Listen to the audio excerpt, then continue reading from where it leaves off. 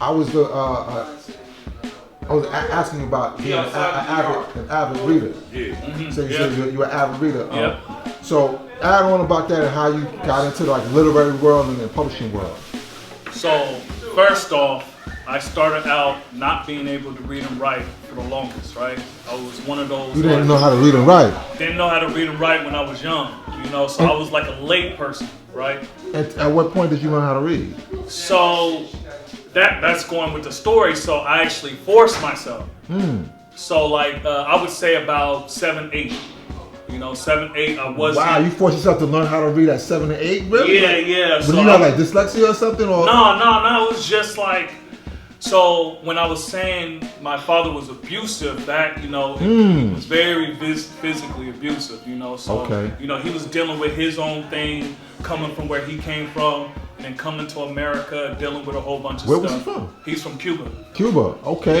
Yeah. All right. Yeah. Oh wow, you got a story. This is. Oh yeah. It's a story. Yeah.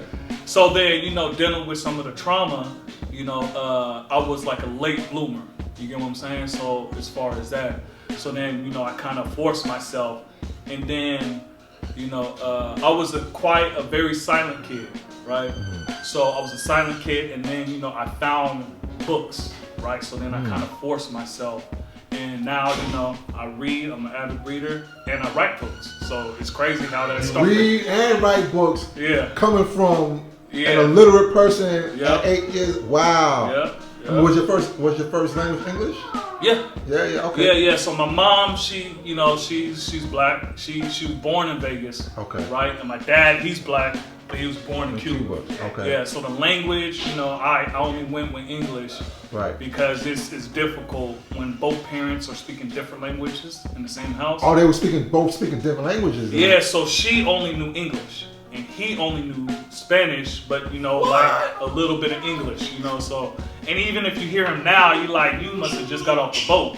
So his English is broken up. So he still has a heavy accent and everything. So yeah. Wow. So that's incredible, God. Yeah. That shows like your self-determination to be who you are, because you went from. Okay, so you went from an unfortunate situation with your parents. Yep. And you weren't fully educated. Were you not in school and whatnot? No, I was in school. It was just like. It was too disruptive. Yeah, my mind wasn't there. So you didn't pick up things. Yeah. You were distracted. When I say abusive, I mean not like just hitting. I'm talking about if we didn't leave, we probably would have been dead. So because he was going through traumatic things. So yeah, it's a crazy story. If Mecca did this.